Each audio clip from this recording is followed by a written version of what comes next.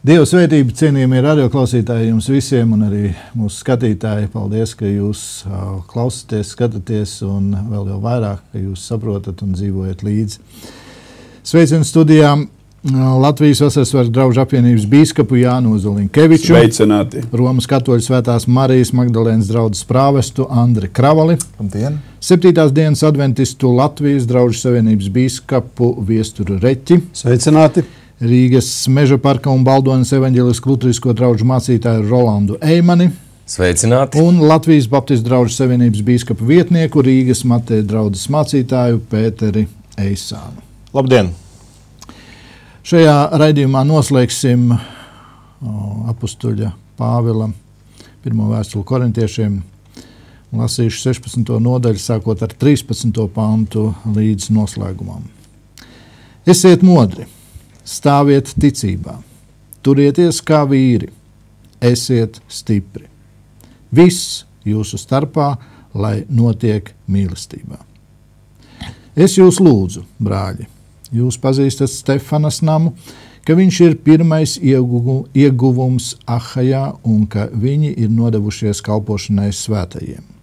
Padodieties arī jūs tādiem un ik katram, kas strādā līdzi un pūlas. Bet es priecājos par Stefana, Fortunata un Ahaika atnākšanu, jo tā kā jūsu nav, tie stājušies jūsu vietā. Jo tie ir atspirdzinājuši manu un jūsu garu. Tamdēļ parādiet tiem atzinību. Āzijas draudzes jūs sveicina. Akvila un Priskila ar savas mājas draudzi jūs daudzreiz sveicina iekštā kunga. Visi brāļi jūs sveicina. Sveicinieties savā starpā ar svēto skūpstu. Šeit mans Pāvila sveiciens ar paša roku. Ja kas nemīl kungu Jēzu Kristu, tas lai ir nolādēts. Maranata, mūsu kungs nāk. Mūsu kunga Jēzus Kristus žēlastība, lai ir ar jums. Mana mīlestība ir ar jums visiem Kristu Jēzu. Brīnišķīgs noslēgums. Būt modram, stāvēt ticībā, turēties kā vīram, būt stipram. Un tāpat laikā tam visam vajadzētu notikt mīlestībā. Tas vispār ir iespējams. Andri. Ir jācenšas. Ir jācenšas, un tāpēc jau Dieva vārds mums ir dots. Tāpēc jau arī tas ir kā viss rezumējums. Mīlestība kā pilnības saite, kas ietver, bet arī mīlestība ļoti konkrēta. Ar šiem cilvēkiem, ar konkrētiem norādījumiem, ar sveicieniem, ar mājas draudzi. Mīlestība kā kunga pavēle un bauslis, un mīlestība, kas, protams, iet kopā ar šo gaidīšanu uz kungu, uz šo, teiksim, pieķeršanos kungam, uz šo dzīvi kungā. Un, ja draudze pazīst kungu, tad šī mīlestība šķiet pašsaprotama. Jā. Esiet modri, modrība ar mīlestību. Tu redzi, ka, piemēram, parādās, pieņemsim, tavā kādā redzamības lokā maldu mācība, nepareizības. Un tu esi modrs un tu saki stop. Un, protams, tu to mēģini sacīt mīlestībā, bet tā īsti tev neklausa. Pāvils arī, mēs jau iepriekš lasījām, brīžiem tur bija jautājums, cik daudz viņam mīlestība tur tajā brīdī. Pēc tam, protams, nomierinies un viss ir kārtībā. Man šķiet, ka, ja cilvēks attālinās no Kristus, viņš attālinās no mīlestības savota, viņš attālinās no patiesības, un, zinām mērā, tas jau uzrāda to, kā mīlestība ir apdraudēta. Un man šķiet, ka tieši draudzes locekļu attiecības uzrāda, vai tad ir mīlestība uz Kristu vai nav. Un, ja gadījumā kāds mēģina iet savu ceļu, tad patiesībā mīlestība atdziest. Tā nevar būt patiesa mīlestība, jo tas nav ar Kristu. Un man pārsteidz, cik šeit Pāvils ir bargs. Viņš saka, ja kas nav ar Kristu, tas lai ir nolādēts. Tad ļoti skaidri pateikts, vai mēs šodien tā uzdrošinātos teikt. Zini, tu pats zini, un arī pārējie brāļi zinat, ļoti bieži ir situācija, ka mīlestības vārdā neredzēsim, mīlestības vārdā nedzirdēsim, mīlestības vārdā neteiksim neko. Bet patiesībā, vai tad tas ir tāda reakcija? Ir pareizi? Ir svarīgi redzēt, ka Pāvilam ir ļoti, tā var teikt, konkrēts, skaidrs, izklāstīts redzējums par mīlestību. Himna Korintiešiem 13. nodaļa ir pamats tā, kā viņš saprot mīlestību, tā, kā viņš saprot brāļu attiecības. Un mūsu baznīcā pāvests uzrakstīja tieši dokumentu Dievs ir mīlestība, un viņš saka, mīlestībai ir vismaz 5 šķautnes. Un bieži vien pasaulē runā par mīlestību, bet tas, ko viņi domā par mīlestību, ir ļoti tālu no Dieva mīlestības. Tāpēc es domāju, ka atgriežoties pie mīlestības, vienmēr ir jāsaprot, par ko tad iet runa. Bieži vien cilvēks saka, es jau mīlu, bet ņem uz sev, bet patiesa mīlestība sevi uzupurē, tā vienmēr dod, jo tā sevi dāvā. Un tāpēc domāju, ka mums jābūt uzmanīgi, ko mēs liekam aiz vārdiem, terminiem, aiz to, ko mēs sakām viens otram. Jā, lūdzu, brāļi, ko jūs domājat? Jā, šie vārdi arī, ar ko mēs iesākām šo fragmentu 13. pants, esiet modri, stāviet ticībā, turieties kā vīri, esiet stipri. Es domāju, arī šeit jau noslēdzās vēstule, un vēstules ievadā tika ieskicēta arī problemātika, ka tur tā ticība bija, varbūt tā varētu teikt, novērst no tā ticības objekta, no Dieva, no Kristus un sadalīts starp cilvēcīgiem līderiem, grupējumiem. Līdz ar to arī mīlestība ieguva izkropļotu izpausmi. Ticības pamats, par kuru viņš vairāk kārt mēs lasījām, arī atgādināja, ka to mācību, ko viņi mācījuši, tomēr vajadzētu atjaunot nākt. Šeit tāds kopsavilkums interesanti arī pirms tam mēs noslēdzām, ka Apollo tur tiks sūtīts arī viens no tiem, kas tur bija viņa redzes lokā. Pāvils grib novērst no šī cilvēcīgā, manuprāt, un ieliek šeit tajā, kā arī Andris sacīja, ieiet jaunā dimensijā par mīlestību. Jā, mēs reizēm domājam mīlestību, jā, ja tās ir tādas silts jūtas, mēs visiem apkampjamies tur, upstamies glāstam un neko nesakām, nedarām. Mīlestība jau ir arī tā, kas liek pateikt, kā tu sacīji, ja tu redzi vai ne, tad konkrēti piemēru pamudināt. Par ko ir padarīta anglikāņu baznīca mīlestības vārdā?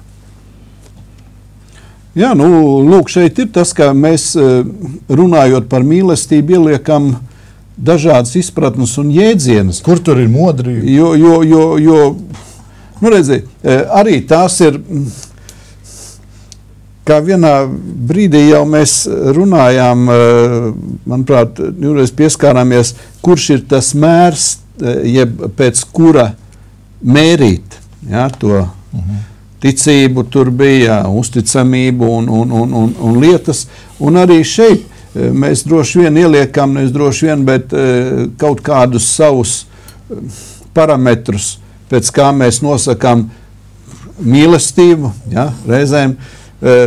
Viens no saukļiem jau draudzē arī ir, nav mīlestības. Uz mani tā paskatījās vai kā, bet te jau ir, Andris sacīja, tā ir tā dodošā, jo Pāvila tā 13. nodaļa, tā jau runā par šo dievišķo arī mīlestību, par dodošo agapē, kur nav tikai kādas jūtas vai kas, un tā ir tā, kas paliek, kas ir tas vienojošais, jo faktiski tas jau ir tas, kas Kristū tika mums atklāts no Dieva, tur jau ir tā reālā mīlestība, kur ienāk, vai ne?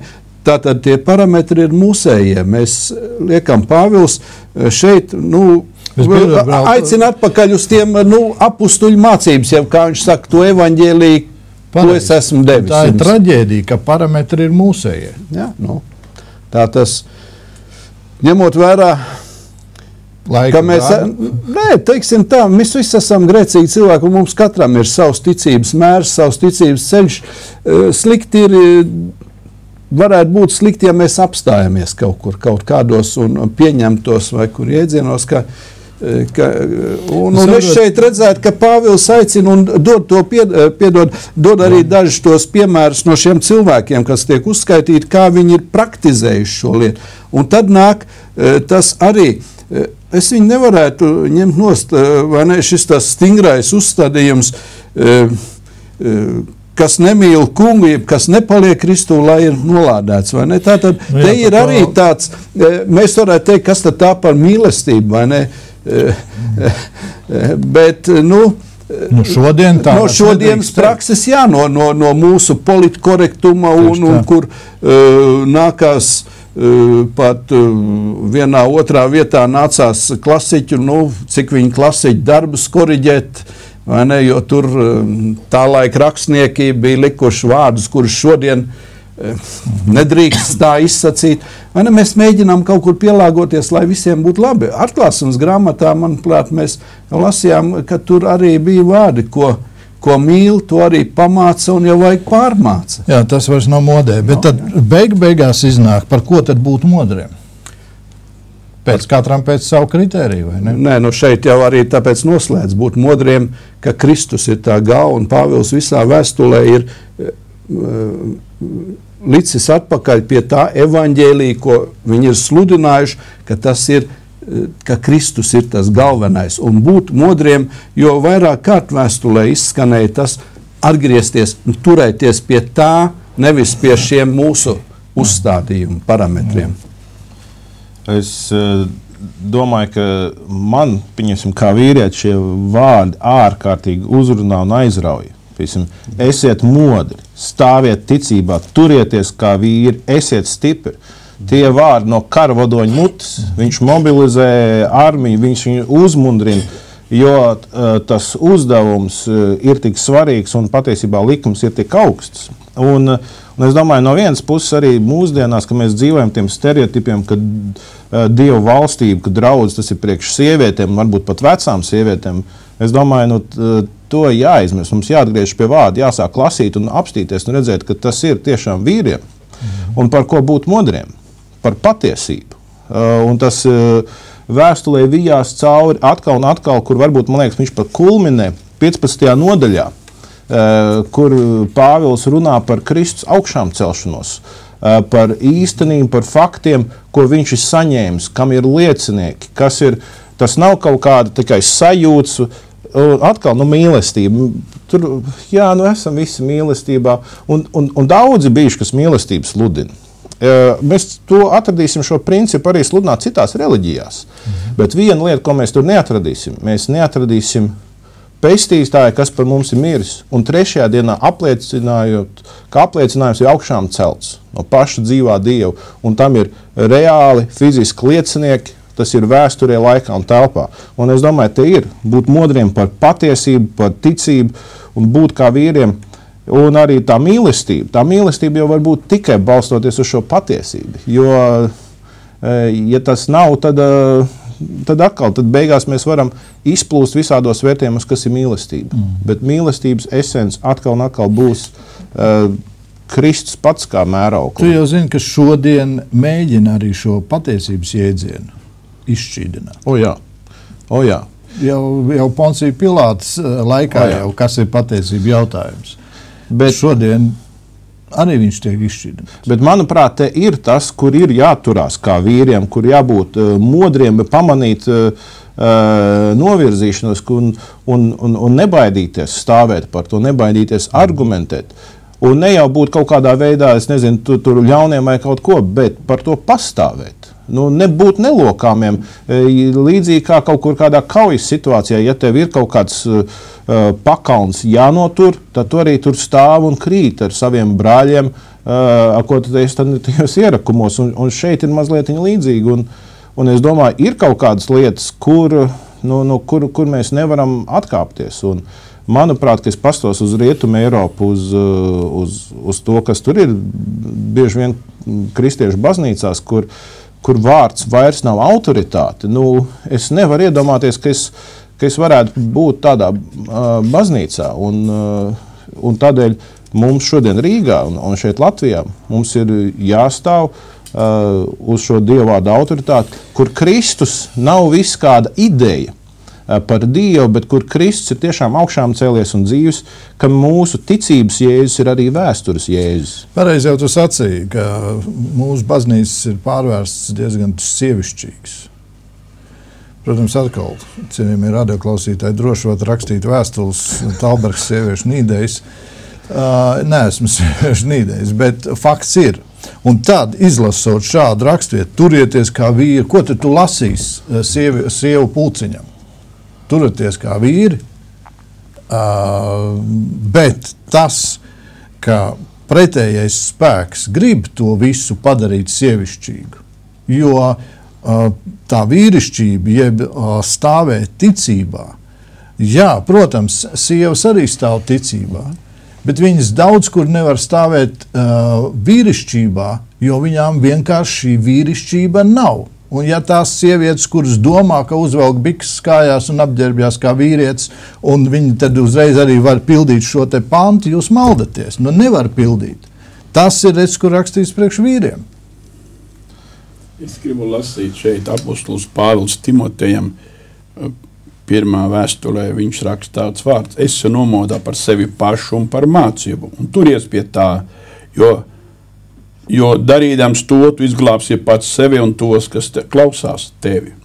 Es domāju, ka šeit nomodā nozīmē vērot, kas notiek draudzē, par ko mēs jau te diskutējam, runājam, un tālākais ir stāvēt ticībā, uzticēties Dieva vārdam, par ko mēs runājam par to, ka Dieva vārds kā vērtība, kā pamatvērtība, kā augstākā vērtība tiek devalvēts. Un tā ir liela problēma. Un Pāvils saka Timotejam, un manuprāt arī šeit korintieši, viņš saka, stāviet nomodā, esiet skaidrā prātā, lai Dieva vārds ir, un tas nozīmē, vīrišķīgiem būtu nozīmē pastāvēt par šī vārda patiesību, turēt viņu dārgu, augsti vērtēt. Kāpēc kristietība šodien zaudē dažās vietās, ne visur? Tāpēc, ka problēma ir tā, ka kristietība necenšas dzīvot pēc vārda. Ja musulmanim ir rakstīts, ka tev pagānu būs nokaut, tad viņš jau nešauj, bet viņš jau nokauj. Jo citādāk nevar. Viņš ir modrs. Viņš ir modrs par to. Varbūt tur vēl kāds dzīvo. Jā, kristietība ir savādāka. Kristietība runā par mīlestību. Un šī mīlestība atkal te rodas ļoti daudzi, es vairāk kārtu teicu, Kristīgā rādio un savās runās par to, ka daudzi cilvēki ir līdzīgi cilvēkiem, kuri vēro, ka kāds ar aizsietām acīm dodas uz bezdibiņa malu. Un kāds saka, jāsaka. Un tas saka, nevar teikt, ka viņš neapvainojās. Redzēsim, kas būs. Un abi stāv un skatās, kamēr tas iekrīt bezdibenī. Jo nevar taču aizrādīt. Šodien tūkstošiem cilvēku sauc sevi par kristiešiem.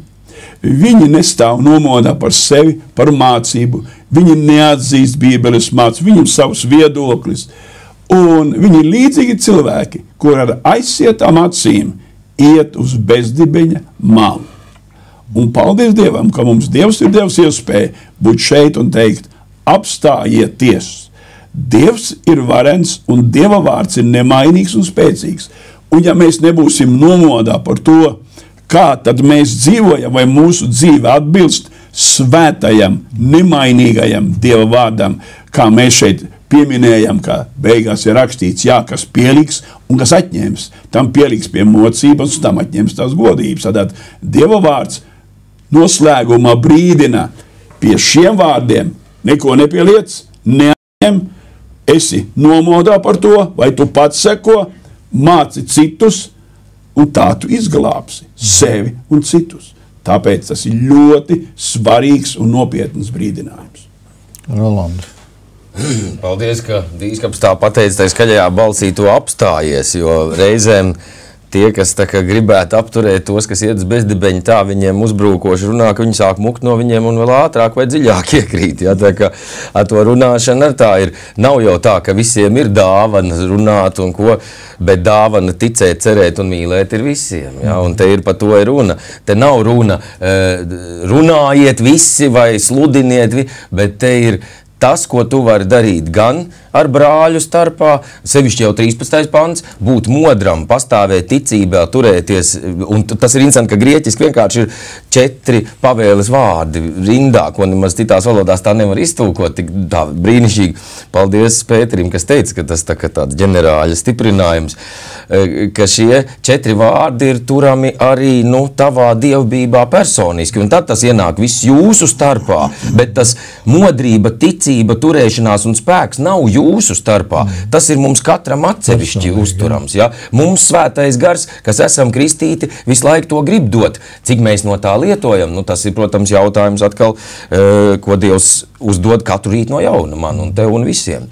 Bet par tām sievām ir interesanti mazliet, jo šķiet, ka Pāvils tomēr ir to domājis arī sievu auditorijā lasīt, un es noteikti zinu draudzes sievas, kuras droši šo lasu un zinu, kā viņas ir bijušas ticībā vīrišķīgas. Ja? Nevis zaudējot sievišķību, bet vienkārši, ko tas vārds nozīmē, viņš nav tik vienkārši tā, ka esiet, jo tas andros ir arī kaut kādā veidā cilvēks. Mūsu valodā to tā ne, bet angliski arī, teiksim, man var teikt vīrietis un man var teikt cilvēks, un grieķiski ar tas pats ir. Un tāpēc šis vārds esiet vīrišķīgi ir netik daudz varbūt ar dzimumu piederību, kā ar tikumu. Kad tas tikums, jo daudzi vīrieši, jūs jau te sakat, bet īstenībā jau tā sievišķība nav sieviešu problēma. Vīrieši jau ir tie sievišķīgie, vai ne?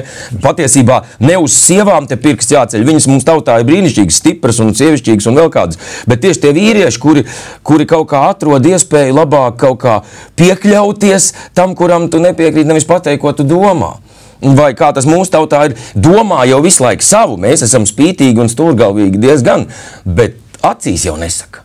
Un tā, redz, vairs nav vīrišķība. Jā, vīrišķīgi ir, ja man kas nepatīk, skatos tev acīs un pasaku. Un ja tev nepatīk, ko es saku, tu arī nevis noslēp un pēc tam, ka es esmu aizgājis, visiem mani aprunā, bet pasaka acīs, tā, ka tu tā runā, man sāp. Un mēs sarunāsimies. Ja? Es daudz reizes redzēju, ka vīrišķīgi var runāt, bet ja kāds ir pieslēdzies tam, nevis ko tu saki, bet kā tu to pasaki. Ja? Tāds sieviešu piegājiens, nevis patiesības vārds, bet intonācija un tā foniņš tāds un kāds tavs skatiens bija. Jā, tas to sievietes var un viņas māk šo lietu lietot, bet ja vīrieši to dara, viņi vienmēr paliek tādi pa pusē. Bet kāpēc es par to tik droši saku? Tāpēc, kā Akvila un Priska. Grieķiski Priska. Kāda jaunāk tūkojuma ar saka, es nezinu, kāpēc ienāca Akvila un Priskila. Gandrīz nevar saprast, kurš sieviete, kurš vīrietis. Ja? Akvila un Priska. Tā Priska ir sieviete. Interesanti. Pirmkārt, man gribās pieminēt visu jūs starpā, lai notiek mīlestībā. Un tad skatāties arī īpaši brāļi, jo mēs šito bieži vien nemākam, ka tā mīlestība tālāk. Uzreiz Pāvils sauc vārdos cilvēkus, viņš viņus pazīst, viņš viņus atcerās. Tā nav abstrakta. Es jūs visu mīlu, kas jūs tādi esiet? Ja? Vai es jūs visu mīlu, bet man nav ne jausmas, kā jūs dzīvojat. Šeit viņš uzreiz nosauc, mēs varētu skaitīt uz priekšu dažādus cilvēkus tieši vārdos, par vienu viņš uzslavē, Stefanu. Tad viņš saka, pats pasaka, es priecājos, redz, kur ir tā mīlestība darbībā, es priecājos par tiem. Tad viņš pasaka, Āzijas draudzes sveicina, Akvila un Priska, un viņus gribās pieminēt. Kāpēc? Tāpēc, ka Akvila ir telšu taisītājs, tāpat kā Pāvils. Un viņi abi ir vēl viens stāsts, kur velna darbus Dievs izmanto tā, ka pat mirklis nepaiet. Velna darbi. 49. gadā pēc Kristus imperatorā, tur Romā ir bankrots un ugunsgrēks un kas tur vēl. Un beigās nav ko vainot, gandrīz pašam tūlītās būs nepatikšanas. Un izdomā, kā vēsturiski tas nav pirmā reize, bet atkārtojās, vainosim ebrejus. Viņi tur kaut ko šeptējās, ņemās, viņi tādi jocīgi savrupnieki, viņi vienmēr neēd kopā visiem, nedzīvo kopā visiem. Viņi būs pie tās aizdedzināšanas vainīgi. Un 49. gadā izdod diezgan vēlnišķīgi, tāpēc, ka nepatiesu aktu visus ebrejus no Romas izdzīt. Un Priska un Akvila vai Akvils ir šis pāris, kuri dēļ šī edikta, dēļ šīs izdzīšanas būtībā izsūtījuma nonāca Korintā.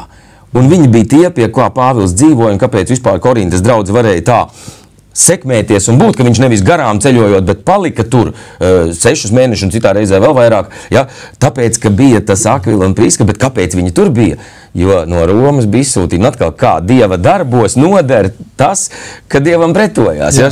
Un tie nav vienīgie pa visu impēriju, šie izglītotie Romas ebreji, kuri saprata veco derību un kuri diezgan atvērti bija Kristus sludināšanai, jo nebija tā, tāpēc, ka Romā bija redzējuši vēl trakākas lietas un īpatnes reliģijas, un bija tādi plašāks tas domāšanas. Un dēļ viņiem Kristus mācība varēja izplatīties lielā ātrumā un spēkā. Milzīgs paldies, ekscelenti, ka tu šo te pastāstīji. Tas dod arī priekšstatu vairāk. Es tev gribu jautāt, tad nākošo pāntu izskaidro pēc tā laika, kā tas notika attiecībā uz svēto skūpstu. Sveicinieties savā starpā ar svēto skūpstu.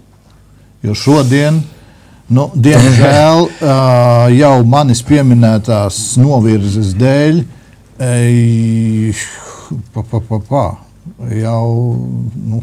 Nesaki šodien, saki ziemeļos, jo ja tu šodien aizbrauksi Grieķu zemēs vai tur, kur šī vēstule rakstīta, tur joprojām veči gan bučojās, gan raud atvadoties uz perona, viss normāli, ja? Un viņa to nav sievišķīgi, viņa tieši otrādi, viņa kaut kā tā, nevis kā sieviete šņukst, bet tā, ka vīrietis pinkšķi, ja tad dzird pa pusi. Un mums ziemeļniekiem šāda emocija izprāt, tāpēc mums ziemeļos vispār mēs te tā knapi sasveicinamies par apskaušanos jau grūti. Bet interesanti, ka pat tur dienvidos, kur viss tā kā skaisti, kāds no tēviem raksta tādu pavēli, kādu gadsimtu varbūt vēlāk. Svētais skūpsts nozīmē vīrs ar vīru un sievu ar sievu. Jo izrādās arī tur jau bija draudzējis tā, svētais skūpsts, un es tāds vecs, un tu tāda jauna, tas saskūstamies pa svēto, un sieva malā varbūt stāv, un lai asaras, ja. Un tāds bija tas svētais skūpsts, bet man liekas, ka arī tas viss jāskatai kontekstā, ka mēs viens otru pazīstam, ka mēs viens otru patiešām nevis tikai tā abstrakti mīlam un tāda nopietna, bet ka tā mūsu mīlestība pārvēršās zināmā arī simpātijā, jo, skūpstu tas ir tāda, intīma uzticēšanās un biedriskuma parādīšana. Interesanti, starp citu, vēlāk teoloģiski, ko tulkumā neparādās. Ja kas nemīl Jēzu Kristu, tas lai nolādēts.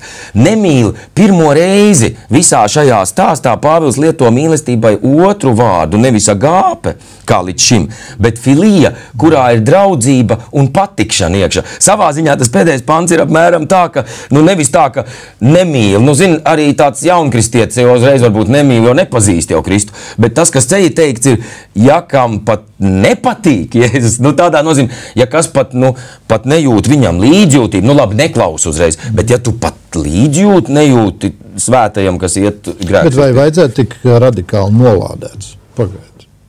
Mēs zinām to, kas nolādē, tas pats taps nolādēts. Es pieturos pie tā teologa spārna, kas uzskata, ka Pāvils nekur nenolāda. Pāvils vienkārši fiksē stāvokli. Tas ir tāpat kā ārsts neuzliek slimību, bet viņu atklāja. Tā šeit ir nevis lāsta uzlikšana, bet lāsta diagnosticēšana. Jo bez Kristus nav iespēja. Kā ir grieķu valodā? Jo latviski te ir tieši tā, ka tas, lai ir... Jā, grieķiski ir vienkārši anatēmas vārds, savā ziņā nav tik vienkārši tai darbības vārdā pateikt. Varētu arī ietulkot, lai ir. Vairāk, jā. Lāsts pār to tā būtu, ja nevis lai ir, jo tas ir vārdiņš, tur neparādītos, ja. Ja kas nemīl mūsu kungu, lāsts pār to, bet tā ir fakta konstatācija, nevis darbības izraisīšana to, bet es ticu, ka var citādi ar to saprast un nekas tāds, tu neesi herēzē par to, jā. Bet mēs ticam, ka nav mums nekādas tiesības, un Pāvilam arī nav Dievs uzticējis tiesības lādēšanai, bet tikai pestīšanai. Atceramies, Jākab, ar to pašu muti tev nebūs lādēt un svētīt. Tamdēļ šeit ir nevis lādēšana, bet lāsta kā slimības konstatēšana. Jā, jo tas ir ļoti svarīgi, ko tu pat sacīji, lai kāds savā dedzībā neiedomājās, Pāvils to tā ir sacījis. Tad es par savu brāli arī, vienalga, viņš tur ne tā, viņam pateikšu Pāvila vārdiem. Stop, tas nav tā. Mīlestība ir prasīga. Īstenībā, tas pilnīgi parāda mīlestības dabu. Ja tu nemīli, tad tu īstenībā neesi ar Dievu. To teiks evaņģēlists Jānis. Bet, ja tā mīlestība ir autentiska, tad Dievs ir ar tevi, tad Dievs ir tevī. Ja? Kas mīl, tas ir ar Dievu. Un šeit mēs redzam, tātad nevar būt mīlestība, ja tā neiet caur Kristu, ja Kristus netiek pieņemts. Un es domāju, brāļi jau šeit sacīja, tas tad arī ir mēraukla patiesībai. Kā bīskaps sacīja, ja Dieva vārdu mēs lasām un patiesība neienāk mūsos un nepārveido un neatver, tad tas nozīmē, mēs to patiesību interpretējam un mūsu mīlestība nekad nebūs autentiska. Es domāju, šeit ir anglikāņu baznīcas piemērs, ko tu pacēli un daudz cilvēki un garīdznieki ieskaitot, novēršos, jo viņi to saprot un redz, ka tā nevar būt. Radioklausītāji un skatītāji nepārprot ne visas anglikāņu baznīcas kā baznīcas, bet konkrēta vieta šeit Rīgas centrā Daugavmalā. Jā, bet arī es domāju, ka anglikāņu baznīca, kurai ir ļoti reālas problēmas, vairāk kā 1,5 miljonu cilvēku, kas atstāja šo baznīcu, garīdznieki, kas pārnāk citās konfesijās, kas vēlas kalpot, kas vēlas būt uzticīgi evaņģēliem. Un tātad tas, ka mums ir jābūt modriem, tas, ka ir jāvadās pēc Dieva vārda un pēc svētās dzīves, ir vienmēr mēraukla. Un tie nav pagātnes notikumi, bet tas tiešām man liekas ļoti svarīgi redzēt arī šodien, teiksim, šo liberālismu, šos maldus, kas var ienākt kristīgā dzīvē un pret tiem reaģēt un norādīt, un sākumā brāliski, bet ja brāliski ne, tad vienkārši no tā nošķirties. Jā, būt nomodā jau vien neko nelīdz. Mēs jau varam negulēt, mēs varam nepārtraukti turēt astiņas vaļā. Man patīk Marka evaņģēlijā 14. nodaļā 38. pantā. Esiet nomodā un lūdziet Dievu, ka neiekrītat kārdināšanās. Gars gan ir labprātīgs, bet miesa ir vāja. Visās rakstvietās, kur mēs skatāmies, esiet nomodā, kur arī Jēzus atgādina, svētīgi tie kalpi, kurus kungs pārnākot atrod nomodā. Un atkal mēs skatāmies, kas ir nomodā, ka viņš dienām un naktīm pārdomā tā kunga vārdu, ka viņš nāk lūkšanā, ka viņš, un tas nozīmē, ka tu arī saproti. Ne tik daudz, ka tu skrien līdzi, bet ka tu arī saproti. Šodien būt nomodā, Jēzus arī brīdina par šo laiku.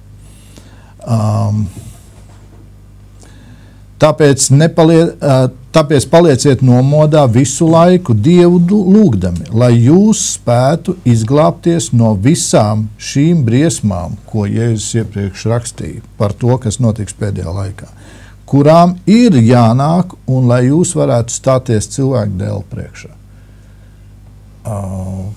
Šodien vārds nomodā ir ļoti, ļoti aktuāli. 21. pantā jocīgs teikums, starp citu arī netieši, bet mūsu laikmetā diezgan saistīts ar nomodu. Šeit mans Pāvila sveiciens ar paša roku, jo rakstītājs šķiet, ka bijis cits. Kāpēc? Pāvils ar savu parakstu nodala, jo viņš citā vēstulē kādreiz jau teiks, ir jau it kā manā vārdā rakstīts. Tur arī nomods svarīgs, lai mēs nepieņemam kā Dieva autoritāti kaut ko, kas nav Dieva, bet ir kāda cilvēka, kurš tēlo, ka viņam Dievs ir. Ja? Un te ir tas sveiciens pašroku, lai mēs, tā ir gan vīrišķība, gan nomods, lai mēs vienmēr kaut kādā ziņā, tad, kad atklāsmi saņemam, pārbaudītu, un to, kas uzrakstīts, tad to arī turam, bet tad neliekam klāt vēl, ja kāds saka, ka, pareizās ziepes lietojot dvēseles pestīšanu tuvāk nāk. Lūk, ja tā kāds saka, ja, tad tur mēs esam aizmirsuši paskatīties, vai tur ir apakšā Pāvila sveiciena paraksts, vai viņš ir parakstījis šitādas tevi. Un tāda ir pilna žurnāla, horoskopiņa un vēl kaut kas. Ādarīts un kā tik ne. Ko tikai tauta un cilvēks nedara, ka, kā velns neaizpilda mūsu garīgo laiku ar visādi tādu ētera štruntiem. Jā. Paldies, Rolands, jau pateicu. Es gribēju arī runāt par to, ka ne par to pantu, bet šeit arī, ka reizēm jau, un droši vien Korintā arī bija tādi, kas stāvēja ļoti stipri par savu pārliecību. Vai ne? Reizēm tā stāvēšana ticībā arī ieiet tajā, kad es kaut ko pieņemu, man ir kaut kāds uzstādījums, un tad pamēģina mani izstumt no tā ārā, un es saku, tie jau ir atkrituši, vai ne? Viņi neusticās. Šeit Pāvils tāpēc vairāk kārt liek to, kur virzīties uz to Kristu. Un paldies, tu sacīji arī, ka tas nav nolādējums. Jā, es arī piekrītu tam, ka tas ir konstatējums. Un ir jau divi stāvokļi. Ja jau tu neestanī Kristu, ja viņš tev nepatīk, ja tu viņu nepieņem, ja tu viņā nemēģini sākt klausīties un iet ar viņu, tu jau dabīgi esi tajā nolādētajā stāvoklī. Tev jau nav nekādas izredzes vai izējas. Tu dabīgi, tu vari sev saukt vienalga kādā vārdā, bet tu esi faktiski zem lāsta. Ja?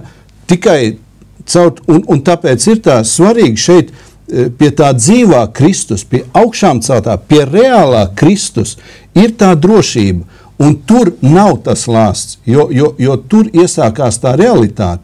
Tur faktiski iesākās arī, te varētu arī teikt, stāviet ticībā, lai nomirst tās mūsu pārliecības, arī tie korintiešu grupēm, viņiem jānomirst.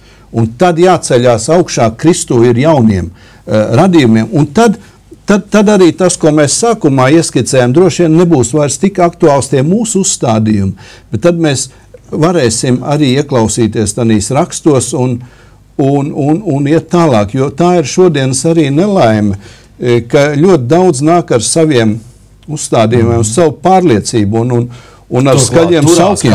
Un turās kā vīri. Modri un stipri ar saviem maltiem. Tie, kas dalītās grupas korintāri, ļoti vīrišķīgi dalījās un ļoti modri stāvēja, lai tikai mēs nenoiet. Tas ir neparasti, cik, ka viņi paši stāv, bet mums, kas esam Dieva vārdu pazinēji, visu laiku izaicina, esiet taču maigāk un mīļāk.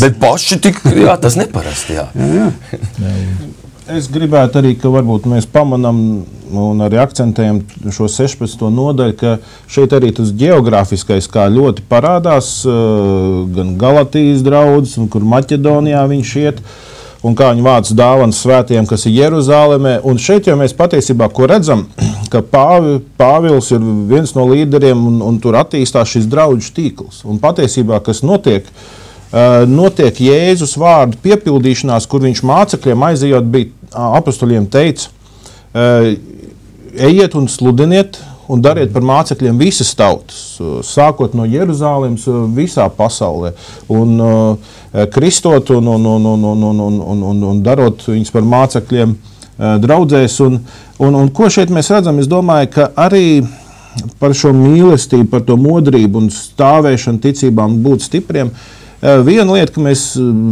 parasti visu Bībelē uzreiz atveram, tas ir uz mani tīri personīgi. Es un mans Jēzus, tās ir mūsu attiecības, bet mums ir jāredz arī to plašāk, to draudzes skatījumu, to Dieva valstības skatījumu, arī šī modrība šajā Dieva valstības darbā. Un es domāju, tā viena no lietām, varbūt pat visai simboliski, mēs tagad šeit sēžam un ejam ēterā no 6. stāva, bet bišķi zemāk notiek Baltijas mēroga draudžu dibināšanas konferences. Un ko tas nozīmē mums un draudzēm šeit? Vai nav mums vajadzīgs vairāk draudzes, kur patiešām viss notiek mīlestībā? Kāds klausītājs, viņš varbūt iedomāsies savu ciemu vai pilsētas draudzi, kur viņš reizēm apmeklē varbūt pat regulāri. Un varbūt viņš piedzīvo, tur ir bijis cits. Varbūt tur ir draudzi, kur viņi nekad neredz savu vietu, kā viņi var kalpot pilsētai vai tautai. Viņi tik domā, kad mēs svinēsim nākošo dievkalpojumu vai varbūt, kad humpala sadalīs, ka šis redzējums plašāks kā Dieva valstība. Un kas notiek? Pāris gadsimtu laikā viss vidusjūras baseins ir aptvērts ar evaņģēliju. No tā, ka tur varbūt bija 12 mācekļu pulciņš, un tā bija vēsts, kas aizrāva. Kādēļ? Jo Kristus bija patīkams. Viņš sludināja tādu, ka viņš bija tiešām pievilcīgs. Viņam gribēja sekot, viņam gribēja iet pakaļ, un viņš bija tāds, kuram bija vērts arī līdzināties. Jā un nē. Kas tur? Jo šodien mīl sludināt Kristu patīkamu, bet viņš nav tik patīkams, kā viņš šodien sludina. Tas maigais, grēku nekonfrontējošais Kristus, patiesībā viņš jau nemaz nav tik patīkams, jo viņš ir bezspēcīgs tev tavā dzīvē jebko mainīt. Un tad, kad tu reāli nonāc grūtībās, ja cilvēks, viņš aiziet pie ārsta, viņam pasaka diagnozi, te varbūt vēzis 4. stadijā. Kristus, kas ir maigs, kas sludina tikai mīlestību, kurš varbūt arī, kā bieži liberālajās baznīcās saka, viņš bija tikai cilvēks, viņš augšām necēlās. Tas jau nav Kristus ar spēku. Viņš nav godības kungs, bet godības punkts ir tas, kas ienāk mūsu dzīvē, un viņš to pārkārto. Kristus, kas ienāk mūsu dzīvē, un nekas netiek pārkārtots, tas ir bezspēcīgs. Jā, te ir tā problēma, kad Kristus, kurš nav spēcīgs, nav Kristus. Amen. Tas nav tas Kristus, par ko raksta Bībele. Un mēs jau varam sludināt, ka viņš ir mīlestības pilns, žēlastības pilns, aizmirstot to, ka ir rakstīts, viņš ir rijots uguns. Un, jā, ko mēs redzam, kāpēc pirmajos gadsimtos draudz izplatījās? Draudz izplatījās ļoti konkrēti, kā mēs lasījām, ar varenām zīmēm. Visur, kur Pāvils gāja, viņu pavadīja noteiktas zīmes. Lietas, ne jau brīnumu dēļ, bet dabīgas lietas, kuras sekoja Kristus mācībai. Šodien nekas nav savādāk. Šodien daudz vieglāk atveras ceļš Kristum, ja ir reāls Dieva spēks. Šodien ir tā problēma, kad mēs sakam, Dievs ir mīlestība, Dievs tev piedod, un šis cilvēks, viņš nekļūst brīvs no grēka. Viņš gribētu, bet tas Kristus, ko viņam pasludina, iznāk tāds Kristus, kurš saka, jā, es tevi mīlu, bet es tev nekā nevaru līdzēt, sanāk tā. Un tā patiesība. Jā, mēs sludinām Kristu, un ja, piemēram, kādā draudzē ir cilvēki, kuri redz, ienāca grēcinieks, izgāja, izglābts, brīvs, laimīgs cilvēks, viņa dzīve ir izmainīta. Es esmu pārliecināts, ka ne miesas dziedināšanas, nekas tam līdzīgas lietas nepievilks pie draudzes tik daudz cilvēku, ka tieši tas, ka cilvēka dzīve būs izmainīta. Un ja Pāvils šeit runā, esiet nomodā, viņš runā par to, lai draudzes to nepazaudē. Lai draudzēm tas ir, diemžēl mūsu laikā, tāpēc šodien kristietība zaudē, ka šis spēka jautājums, evaņģēlijs ar spēku, jeb jauna mācība ar spēku, teiks, viņš ir atstāts kaut kā nomaits. Mēs cenšamies patikt cilvēkiem, mēs izdarīsim tā, varbūt patiks. Nepatīk, mēģināsim moderāt. Atcerieties, mēs lasījām to raksturvietu, kur Pāvils salīdzināja dāvanas. Ko līdzēt? Ka ienāk tiekšā viens no malas, un viņš redzētu, visi runā mēlēs, un jā, un brīnišķīgi, un tālāk, viņš teiktu, ziniet ko, tā kā jau sacīju, tie salda vīna pilni. Neko nelīdz, bet ienāk draudzē, un tev ir pravietisks vārds kādam draudzes loceklim, kurš pasaka, mīļais brāl, ja mīļā māsa, ja vienalga cilvēku, atstāj to, jo to aizies pazušanā. Un tas, kas apstādina, ir kā, varētu teikt, brīdinošā ceļa zīme. Tālāk tas cilvēks var darīt, viņš ies, protams, tas jādara mīlestībā, ne augstprātībā. Bet es pilnīgi piekrītu, šis spēks ir zudis. Noslēdzot, es mazliet patulkoju to vārdu lietu, ko maranata. Ebrejiski tas ir vienā vārdā sarakstīts, bet mūsu valodās un arī grieķiski jau sākotnē dalās divos vārdos. Bet tulkojums drusku mainās, un man liekas, tā dimensija labi to pamanīt. Ja mēs rakstam tā, kā mums ir maranata, tad tā ir fakta konstatācija. Mūsu kungs nāk, ja mēs sakam maranata, tad iznāk tas tulkojums nāc kungs, kā lūkšana. Man liekas, ap šīs dimensijas ir labi pamanīt. Ļoti labi, noslēgsim mūsu raidījumu un vēlos lasīt divas raksturvietas. Kolosiešiem 4:2. Esiet pastāvīgi lūkšanās. Esiet ar tām nomodā ar pateicību. 1. Tesaloniķiešu 5:6. Tāpēc negulēsim kā pārējie.